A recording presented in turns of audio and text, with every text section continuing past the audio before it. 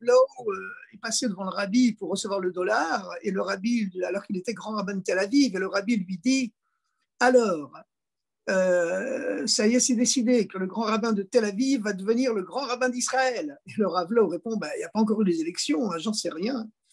Et le rabbi lui répond, quand le tribunal céleste a décrété, le tribunal terrestre ne peut que s'incliner.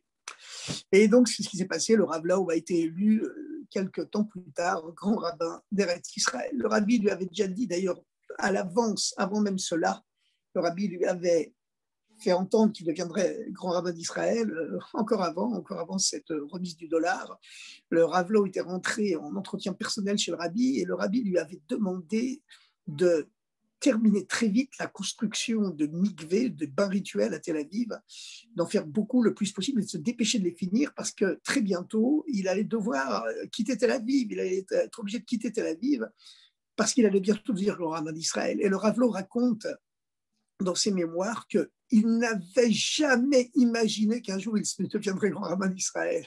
Le rabbi l'a complètement stupéfié en lui disant, dépêche-toi de finir ton travail à Tel Aviv, parce que bientôt tu seras grand rabbin d'Israël et tu n'auras plus les prérogatives nécessaires pour t'occuper spécifiquement des mikvé, des mikvaot, des bains rituels de Tel Aviv. Alors voilà, et plus tard, le rabbi va confirmer en disant que le tribunal céleste avait décrété, donc le tribunal terrestre ne pouvait que s'incliner. Eh bien, justement, je vous propose aujourd'hui de participer à un débat dans le tribunal céleste, mais nous allons voir une chose absolument extraordinaire, c'est que lorsque il existe un débat dans le tribunal céleste qui se trouve finalement sans solution, eh bien, le tribunal céleste va chercher la solution dans le tribunal terrestre. Il va chercher la solution chez les terriens, chez les humains, non pas chez les extraterrestres, mais chez les terriens, chez les humains. Et tout cela, c'est compté dans le Talmud, dans le fameux traité Baba Metzia, le traité Baba Metzia qui parle des objets trouvés et de ce qu'on doit en faire quand on les trouve. Et le traité Baba Metzia nous raconte une curieuse anecdote. Cette anecdote se trouve dans la paracha, elle est basée sur la paracha de la Torah que tous les Juifs du monde ont lu dans toutes les synagogues du monde ce Shabbat qui vient de s'écouler, et nous restons encore sous l'influence de ce Shabbat, au moins pendant les 3 jours qui suivent le Shabbat, jusqu'au mardi soir, jusqu'à la limite du temps de Havdalah. Et ensuite, la deuxième partie de la semaine est placée, elle, plus directement sous l'influence du Shabbat à venir, où on lira de nouveau 2 parachiotes, les parachiotes Achar et Mot, Kedoshim, après la mort, tout est sacré. Mais dans la paracha qu'on a lue hier, dans toutes les synagogues du monde, les parachiotes Tazria et Tzora, eh bien, on parle de cette curieuse maladie psychosomatique et même psychométaphysique qui était la maladie de la lèpre. Vous savez qu'aujourd'hui, la dermatologie a fait beaucoup de progrès et les dermatologues sont aujourd'hui conscients que tous les problèmes épidermiques, les problèmes de peau, sont en vérité le reflet d'une situation de stress, de problèmes intérieurs. C'est la partie la plus profonde du psychisme qui se reflète sur la partie la plus extérieure, la plus superficielle des problèmes épidermiques. L'extrême profondeur se manifeste dans l'extrême superficiel et les maladies de peau, disent aujourd'hui les dermatologues, ont toujours toujours une origine intérieure, une origine cachée, une origine profonde. Ce ne sont que les symptômes révélateurs d'un malaise ou d'un problème souvent inconscient, et qui se manifeste donc par la peau. Eh bien, à l'époque de la très haute antiquité, à l'époque de Moshe Rabbeinu, à l'époque de Moïse, à l'époque de l'exil et de la libération d'Égypte et du don de la Torah, eh bien, il y avait déjà, la Torah était consciente que les problèmes de peau relèvent d'un malaise intérieur. En effet, ce que la Torah appelait à l'époque la Metzora, c'est-à-dire la lèpre, elle provenait d'un trouble psychique, un trouble même spirituel, car les gens à l'époque, ils étaient beaucoup plus sains, beaucoup plus spirituels et beaucoup plus sensibles qu'aujourd'hui. Et si bien que lorsque les gens à l'époque étaient saisis par des troubles spirituels, cela dégénérait, un peu comme les maladies psychosomatiques d'aujourd'hui, en maladies de peau. C'est-à-dire que lorsque les gens, par exemple, eh bien, s'adonnaient à la médisance, le terrible péché de médisance, le lashon hara ou le motzi shem ra. La différence entre les deux, c'est que le lashon hara, c'est dire les défauts réels de quelqu'un qui existe vraiment. Mais il ne faut pas les dire, parce que même à distance, cela renforce les défauts de la personne. Donc c'est absolument contre-productif. Si on veut que les gens progressent dans la vie, il faut faire les compliments, et les compliments vont dévoiler en eux leur bon côté, qui finalement prendront l'ascendant sur le contraire, sur le mauvais côté. Alors maintenant, les gens à l'époque, eh bien, ils avaient un rayonnement spirituel beaucoup plus profond qu'aujourd'hui, et lorsqu'ils avaient véritablement succombé au charme du serpent, le serpent antérieur avec sa langue fourchue, qui avait déjà fait tomber Adam et Ève, Adam et Chava, eh bien, ce serpent antérieur qui vit à l'intérieur de chacun de nous, malheureusement, eh bien, il les poussait à la médisance, à la calomnie, et une forme encore supérieure de calomnie qui est le motzi shem ra, c'est-à-dire que cette fois-ci, on invente des choses complètement fausses sur le compte de quelqu'un. Voilà. Mais faire du lashon hara, c'est-à-dire dire des choses vraies, mais qui sont négatives sur le compte de quelqu'un, c'est absolument interdit. Parce que, encore une fois, c'est contre-productif, ça renforce ses défauts. Et puis en plus, si on voit des défauts chez quelqu'un, c'est qu'on les a en soi. On ne voit dans l'autre que ce qu'on ne veut pas voir en soi-même. Et l'autre, les défauts qu'on voit en l'autre, c'est simplement, l'autre, c'est un miroir de toi-même. C'est-à-dire qu'on voit des saletés sur le visage de l'autre. En vérité, c'est le miroir dans lequel on se mire qui nous renvoie à notre image. Voilà. Donc, c'est nous-mêmes que nous devons nettoyer, notre visage que nous devons nettoyer lorsqu'on voit des défauts chez quelqu'un. Mais il y a pire encore, évidemment, c'est d'inventer des défauts à des gens qui ne les ont pas. En tout cas, lorsque, à l'époque, les gens s'adonnaient à la médisance, eh bien, leur haleine médisante contaminait les murs de leur maison, et des taches de lèpre apparaissaient sur les murs de la maison. Et puis, s'ils persévéraient malgré ces avertissements célestes, s'ils persévéraient dans leur médisance maladive, eh bien, la maladie de la lèpre gagnait leurs vêtements. La plaie passait des murs de la maison au textile de leurs vêtements. On passait de l'immobilier au textile. Et puis, s'ils persévéraient encore, eh bien, la lèpre se propageait sur leur peau. Elle se propageait sur leur peau, elle allait donc de l'extérieur vers l'intérieur.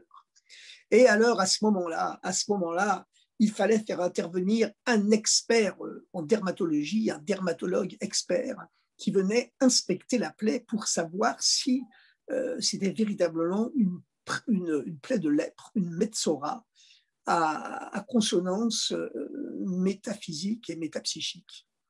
Et il fallait absolument que l'expert en dermatologie soit accompagné d'un Kohen. Et c'était seulement le Kohen qui avait le droit de décréter si la personne était pure ou impure. Pourquoi pas l'expert en dermatologie, même si le Kohen ne comprenait absolument rien au diagnostic des lèpres, eh bien, c'était l'expert, bien sûr, qui avait fait tout le travail, et le Kohen devait simplement répéter le diagnostic de l'expert. Mais si le Kohen ne disait pas impur, eh bien, l'expert avait beau apporter toutes ses expertises et toutes ses preuves, ça ne marchait pas. La personne n'était pas décrétée impure. C'était seulement le Cohen qui avait cette force, ce pouvoir de déclarer un juif impur. À ce moment-là, il était mis en quarantaine, il était confiné à l'extérieur du camp, comme il avait semé la zizanie entre les êtres humains, entre l'homme et sa femme, entre les amis, entre les proches, etc. Eh bien, lui-même était donc isolé pour ne plus poursuivre son œuvre destructrice zizanique. Eh bien, pourquoi le Cohen? Parce que le Cohen, vous voyez, le Cohen dans le judaïsme, c'est celui qui aime les autres. C'est le seul qui a la permission de bénir le peuple juif par le grand nom de Dieu en disant la phrase sacramentelle béni sois-tu Dieu qui nous a ordonné Israël de bénir son peuple Israël dans l'amour.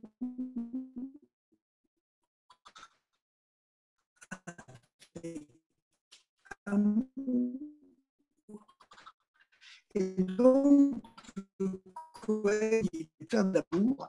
Et donc, on peut être certain que si lui, il décrète la personne impure, eh ben, c'est que vraiment, il a cherché toutes les solutions pour la disculper, pour l'innocenter. Il a besoin d'être confiné dans l'isolation pour se livrer à une introspection afin de, justement, d'évacuer le mal. Dans ce diagnostic qui permet à l'expert de délivrer finalement son diagnostic final au Cohen, qui est lui différent. Par exemple, une plaie de lèpre, ce n'est pas suffisant pour être décrété impur.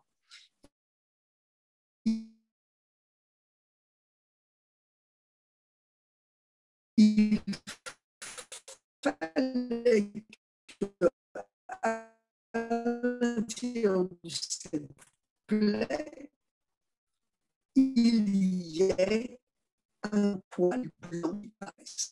Et il fallait que le poil blanc ait une spécialité médicale extirpée très très facilement entre telle maladie de la peau et une autre. Hein. Donc, il faut être extrêmement précis. Et donc, les experts dermatologues de l'époque de Moïse, eh ben, ils étaient extrêmement précis aussi.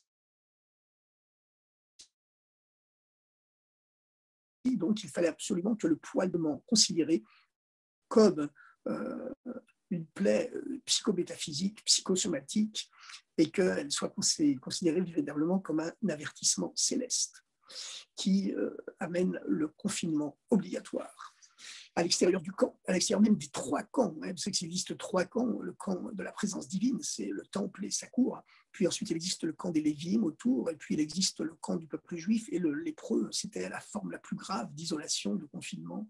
Il était confiné à l'extérieur des 3 camps. Très bien.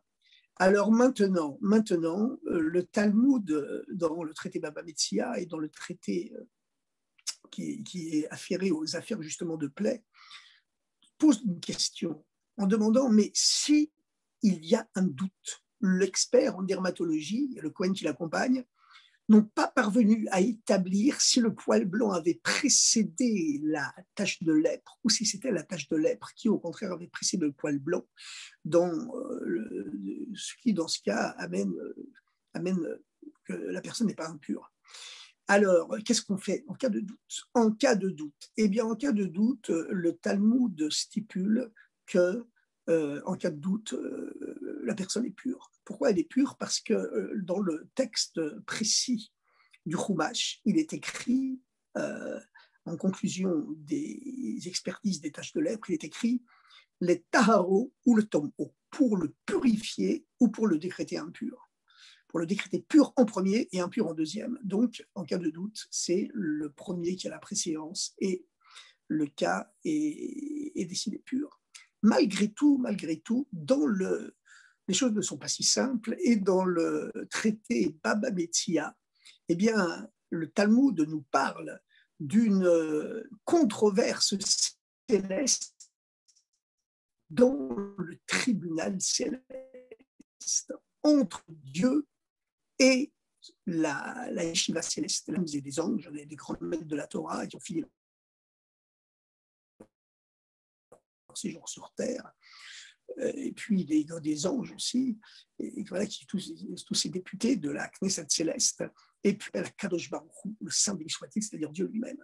Et il y a eu une controverse dans l'Assemblée céleste contre le Talmud, le traité Baba Metzia, au sujet justement d'une plaie. On ne savait pas si le poil blanc avait poussé en premier ou en deuxième. Alors, dans ce cas-là, eh bien, le Talmud nous raconte que Akadosh Baruch Hu, Dieu, déclare que la plaie est pure en cas de doute. Voilà, comme nous l'avons statué d'après le texte du Chumash. Mais la Metifta d'Ishmaïa, le Parlement céleste, statue qu'au contraire, en cas de doute, eh bien, c'est impur. Alors, n'ayant pas pu se mettre d'accord, Akadosh Baruch Hu et la Metifta d'Ishmaïa, le tribunal, l'Assemblée céleste, ont décidé de demander son avis à un terrien, à un être humain vivant sur Terre, en chair et en os, et qui n'était autre que le célèbre maître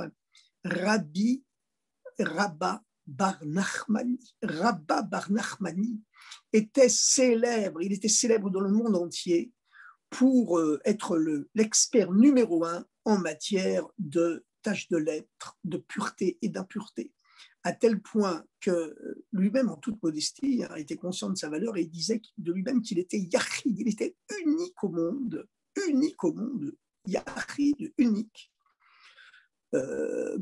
Pour tout ce qui concerne les impuretés contactées sous les tentes et pour toutes les tâches de lèpre.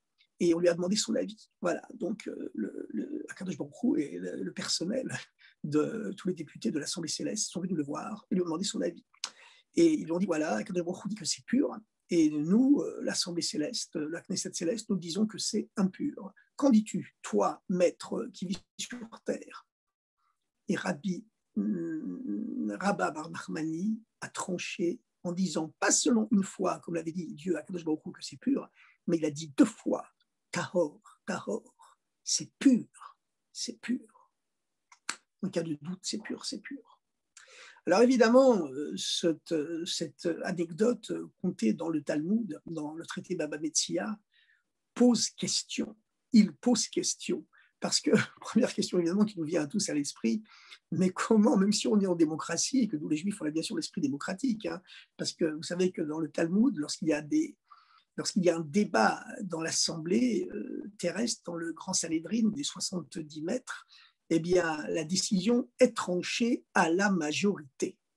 La décision est tranchée à la majorité.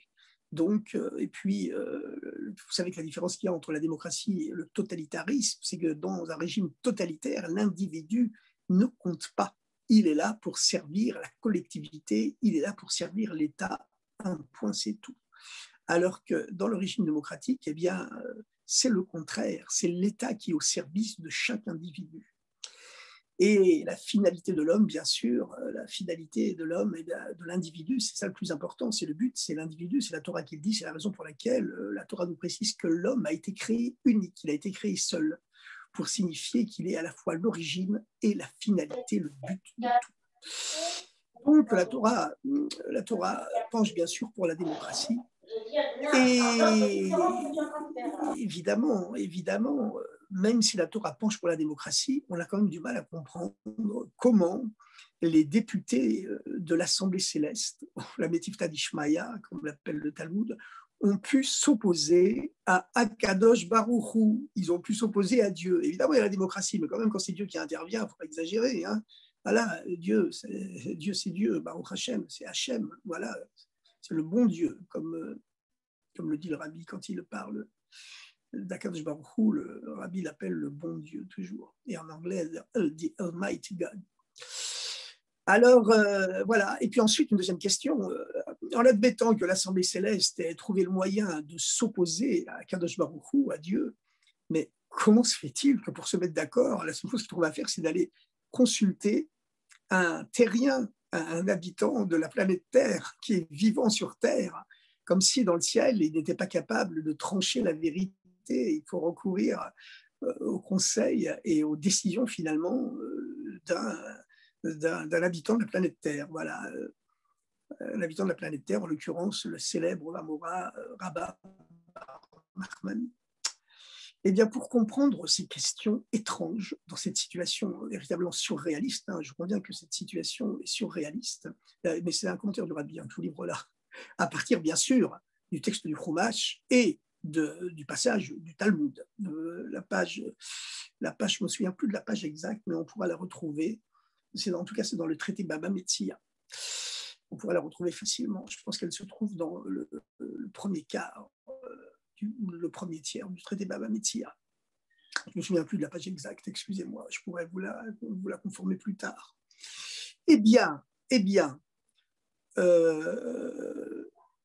pour répondre à cette question, eh bien, il faut d'abord savoir quelles étaient la source de ces décisions.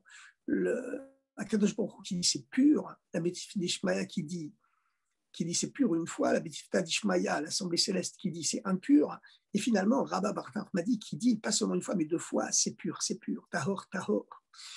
Eh bien, pour comprendre cela, il faut comprendre l'origine des controverses dans les attributs divins, dans les sphirotes célestes, ces fameuses sphirotes célestes les 7 attributs divins qui ont créé les 7 jours de la création, et qui s'incarnent dans l'histoire sur des grands maîtres, hein, la bonté de Dieu qui a créé la lumière et l'eau du premier jour, la sévérité céleste qui a séparé tout ce qui existe au deuxième jour, et l'attribut de miséricorde et d'harmonie, la tiferet, la beauté, l'harmonie, la miséricorde, Rachamim, on l'appelle également, qui, elle, a été capable de réunir la bonté du premier jour avec la sévérité du deuxième jour au sein d'une synthèse supérieure, une synthèse plus haute qui est pas capable de contenir les deux.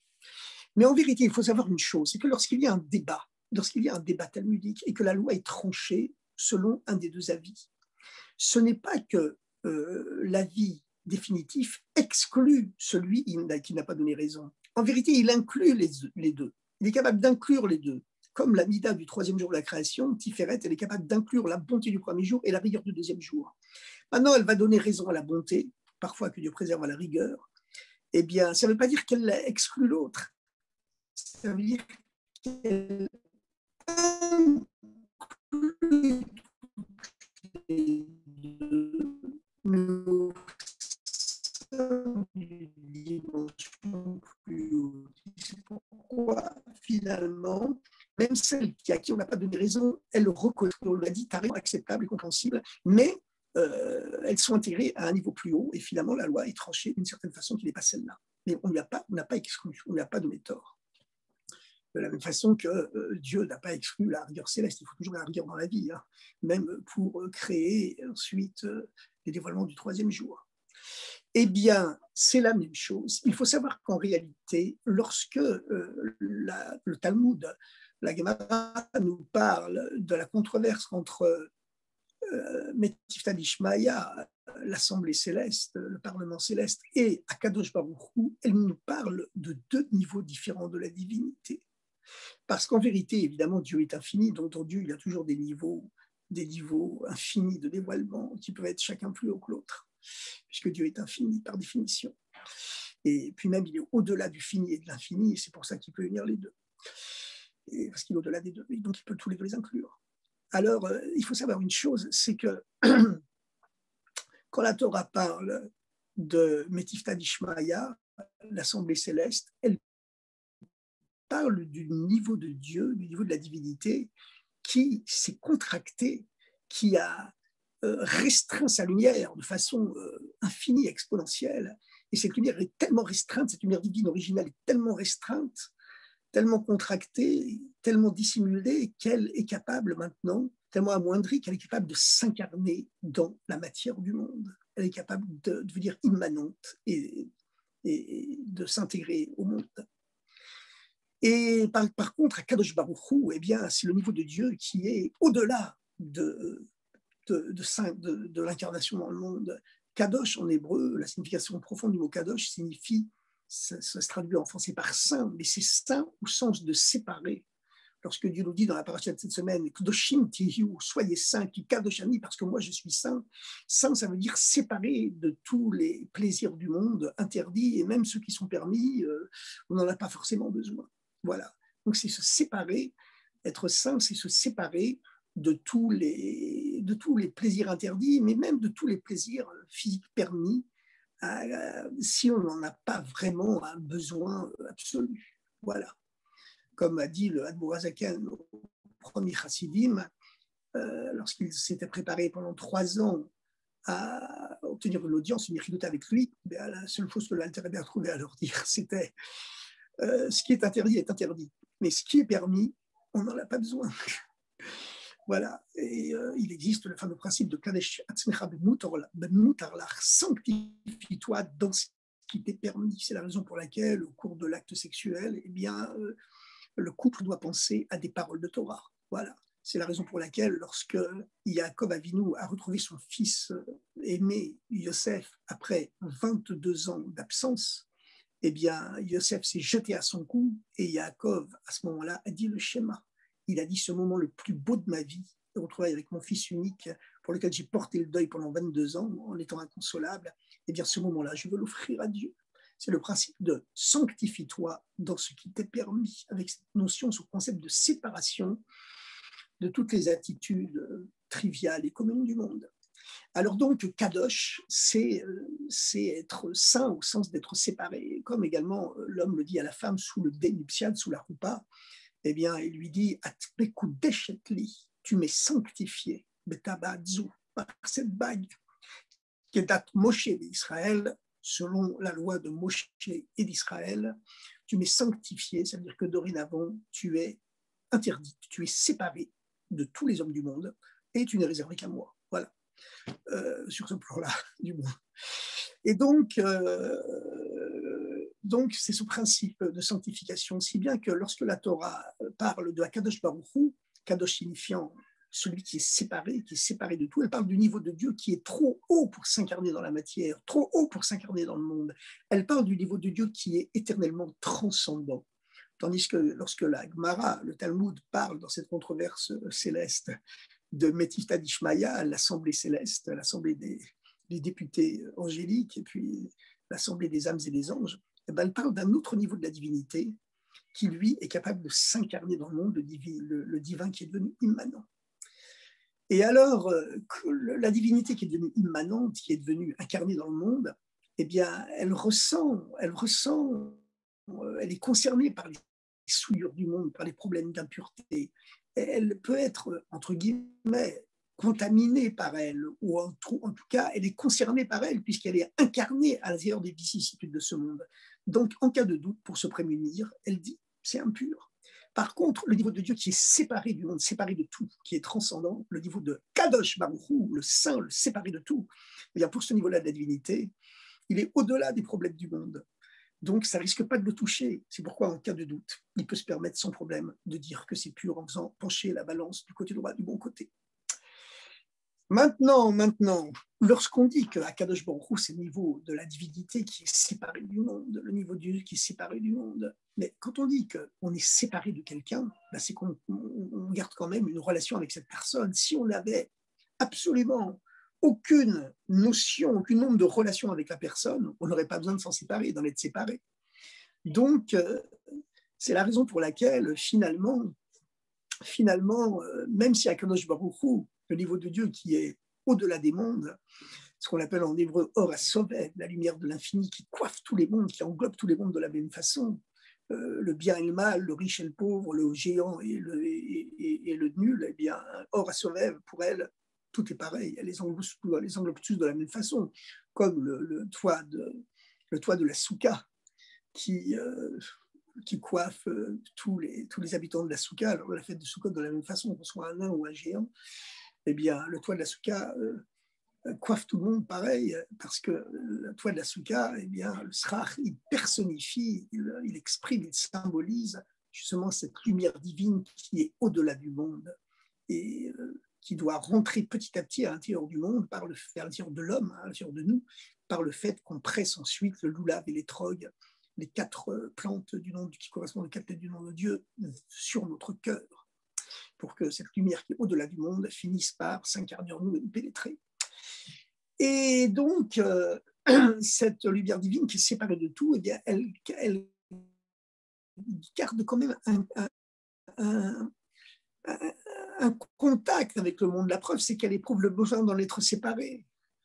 Donc, elle n'a pas réussi à convaincre véritablement la Métifta d'Ishmaïa, ce niveau de divinité qui lui est complètement incarné dans le monde. Et il a fallu faire appel à un autre dévoilement divin, qui celui-là est beaucoup plus haut et qui ne peut s'incarner que dans un homme de chair et de sang, qui vit sur le globe terrestre, qui vit sa vie sur cette terre pendant les 60, 70 ans, 90 ans, 120 ans, et aujourd'hui avec le progrès de la science, les 190 ans que nous donne cette vie terrestre. Rabbi Rabba bar Nachmani. Pourquoi Rabba bar Nachmani? Parce que Rabba bar Nachmani, justement, on disait de lui, ce n'était pas un hasard, c'était le surnom qu'on disait, on disait de lui qu'il était Yachid. Il était unique en ce monde pour toutes les questions de pureté et d'impureté. Et vous savez que dans la Torah, il existe deux façons d'écrire le divin. On peut dire que Dieu, il est un, il est Echad, mais à un niveau plus haut. On peut dire que Dieu, il est Yachid, il est unique. Quelle différence entre Echad et unique, entre Echad et Yachid, entre un et unique? Lorsqu'on dit tous les matins dans le Shema Israël, et tous les soirs aussi, Shema Israël, écoute, Israël, Hachem Elokeinu, Dieu notre Dieu, Hachem Echad, Dieu est unique. Dieu est un, pardon. Echad, c'est pas unique, c'est un. Echad, vous savez, Echad se compose de 3 lettres. Il y a le Aleph, c'est la lettre de l'unité, effectivement. Mais il est un dans le trait, c'est-à-dire dans les 7 cieux et sur la terre. Et dans le Dalet, c'est la 4e lettre de l'alphabet, c'est le chiffre 4 dans les 4 points cardinaux. Et on est 1 par rapport à 2, on est 1 par rapport à 3. C'est donc un degré d'unité qui est malgré tout relatif. Il est 1 relativement aux autres chiffres de mathématiques, 1 par rapport aux 2, 3, 4, 5. Ce n'est pas l'unité véritablement absolue. Par contre, unique, il est unique par rapport à rien. Il est unique par rapport à lui-même. Il est unique sans se référer, sans se relativiser à quoi que ce soit. C'est le niveau de l'essence de Dieu, qui est tout. Tout est lui. Alors, ce niveau de l'essence de Dieu, il ne peut pas se dévoiler. Il ne se dévoile pas dans les mondes spirituels. Il ne se dévoile que dans le matériel, dans un être de chair et de sang, et dans un corps terrestre, physique. Et c'est pourquoi il s'est dévoilé chez Rabba bar Nachmani. Rabba bar Nachmani, dont on disait qu'il était Yachid, qu'il avait en lui le dévoilement de lui, le dévoilement de l'essence divine. Et c'est pourquoi lui a eu la force, parce qu'il était à un niveau plus haut, il a eu la force d'inclure à la fois, que la tâche était impure, de l'unifier cette dimension transcendante du divin avec la dimension immanente du divin, la lumière divine, or à Mémalé, la lumière qui emplit les choses de l'intérieur, et qui, comme elle est affectée, concernée par les choses du monde, puisqu'elle les vit de l'intérieur, l'avait décrétée en cas de doute impur. Alors évidemment, tout cela nous rappelle une autre histoire du Talmud, à savoir que les hommes, ce sont eux seuls qui sont capables de trancher la loi pendant leur séjour sur Terre. Elle est important, ce séjour sur Terre, il est important, il est fondamental. On dit une minute de bonheur dans le monde céleste, c'est plus de bonheur que toute une vie, que 120 ans de bonheur passé dans ce monde terrestre. Et on dit aussi qu'une minute de bonnes actions et de teshuva dans ce monde-ci, c'est plus que tout le monde céleste. On voit ça également dans une autre histoire que raconte le Talmud, une histoire très connue, une fameuse controverse entre Rabbi Eliezer et le tribunal, le Sanhédrin, au sujet de savoir si un four était cachère ou pas cachère, s'il était pur ou impur. Et Rabbi Eliezer estimait que ce four était pur, alors que la grande majorité du Sanhédrin estimait qu'il était impur et la loi est tranchée d'après la majorité. Alors, Rabbi Eliezer, évidemment, il était à court d'arguments, il n'arrivait pas à convaincre ses pairs, P-A-I-R-S. Et alors, ne sachant plus quoi faire, il a eu recours au surnaturel. Et il a dit aux membres du Sanhédrin, écoutez, pour prouver que j'ai raison, que ce caroubier, cet arbre, en plein hiver, se couvre de fleurs. Et instantanément, le caroubier s'est couvert de fleurs. pourtant la force spirituelle de Rabbi Eliezer était capable d'agir sur la matière du monde. Mais les maîtres lui ont dit, mais quel rapport entre la pureté et l'impureté de ce four et le fait que le caroubier se couvre de fleurs, il n'y a aucun rapport entre les deux. Rabbi Eliezer a persisté, il a dit, si ce four est impur, eh bien, que les eaux de ce torrent retournent vers leur source. Et d'un seul coup, le cours violent, tumultueux du torrent s'est inversé, il s'est mis à retourner vers sa source, mais les maîtres ont dit la même chose, quel rapport? Alors Rabbi Eliezer, finalement, il a dit que les murs du tribunal se mettent à trembler et s'inclinent. Et les murs se sont mis à trembler, ils se sont inclinés. Mais les maîtres ont dit la même chose. Mais quel rapport? En quoi ça prouve que ce four est impur, alors que nous, d'après notre raisonnement logique et rationnel, nous l'avons décrété pur. Alors finalement, sachant quoi faire, Rabbi Eliezer, eh bien, il a qu'une voix saison et une voix céleste, une voix divine a retenti, bat kol, comme on dit en hébreu, a retenti en disant: qui êtes-vous, membre du grand tribunal rabbinique de Jérusalem, pour oser vous opposer à Rabbi Eliezer? À ce moment-là, un des maîtres du tribunal a répondu à la voix céleste en lui disant: écoute, avec tout le respect qu'on te doit, tu es Dieu, tu es notre Père, tu es notre Créateur, mais c'est toi-même, Dieu, qui a tranché la loi et qui a écrit dans la Torah que la Torah n'est plus dans le ciel, elle est maintenant sur terre. Donc, avec ta permission, bien sûr, nous accomplissons ce que toi-même tu as dit dans la Torah, et c'est nous qui tranchons la loi sur terre et pas dans le ciel. Eh bien, il y a quelques années, toute une assemblée rabbinique avait tranché que le Messie doit se manifester immédiatement, doit apparaître immédiatement, doit se dévoiler immédiatement. Et le rabbi Lubavitch, le rabbi, bien sûr, quand on dit le rabbi, évidemment, à notre époque, on sait que c'est le rabbi Lubavitch. C'est intéressant d'ailleurs, parce que vous savez qu'il y a 2000 ans, il y a eu le grand maître de l'époque qui s'appelait Rabbi Yehuda Hanassi. Le Talmud discute dans le traité Sanhédrin en se demandant qui est le Messie. Est-ce qu'il fait partie des morts? Dans ce cas-là, c'est le prophète Daniel. Ou s'il fait partie des vivants, c'est Rabbi Yehuda Hanassi. Et Rabbi Yehuda Hanassi vivait à l'époque post-destruction du temple. Il vivait après la destruction du temple de Jérusalem, et c'est lui qui a enfreint l'interdiction de mettre par écrit la Torah orale. Depuis la révélation de Dieu au mont Sinaï, il était interdit de mettre par écrit la Torah orale parce qu'il fallait l'intérioriser au fond de soi-même oralement. Tandis que mettre les choses par écrit, c'est un peu comme une béquille pour nous empêcher d'oublier. Lorsqu'on intériorise les choses profondément, on n'a pas besoin de béquille, on n'a pas besoin de passer par l'écrit. Mais ensuite, lorsque les persécutions se sont intensifiées, que l'exil du peuple juif a commencé, Rabbi Yehuda Hanassi, eh bien, il s'est rendu compte que à travers les vicissitudes de l'exil, eh bien, cette Torah orale allait tout simplement s'oublier. Donc, il a décrété je profane la Torah, l'interdiction d'écrire la Torah orale pour sauver la Torah. Il s'agit d'agir pour Dieu. Ils ont profané ta Torah. Évidemment, à ce stade-là, c'est évidemment une profanation, c'est un sauvetage. Comme quelqu'un qui plonge pour sauver quelqu'un de la noyade de Shabbat. Eh bien, chers amis, Rabbi Yehuda Hanassi, Rabbi Yehuda le prince, dans la Torah, souvent, on l'appelle simplement Rabbi, sans mentionner son nom. Quand on dit Rabbi, déclare cela dans le Talmud, dans cet océan du Talmud, on sait que c'est Rabbi Yehuda Hanassi, sans avoir besoin de mentionner son nom. À notre époque, vous voyez, où les choses reviennent à leur source, eh bien, la même chose se reproduit avec le Rabbi. On n'a pas besoin de dire le Rabbi Lubavitch quand on dit non pas Rabbi, mais Ha-Rabbi, le Rabbi, le Ha signifiant celui qu'on connaît, celui qui est connu partout.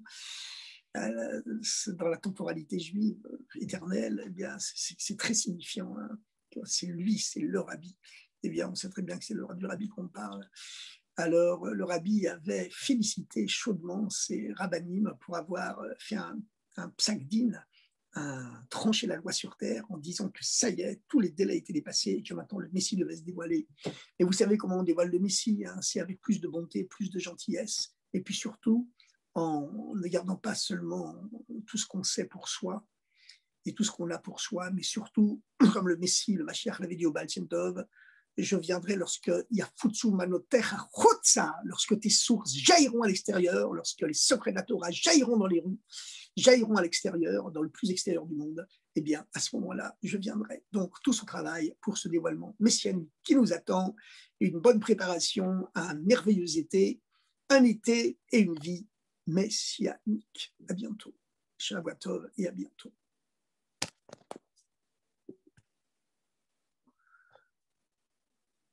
Hop là.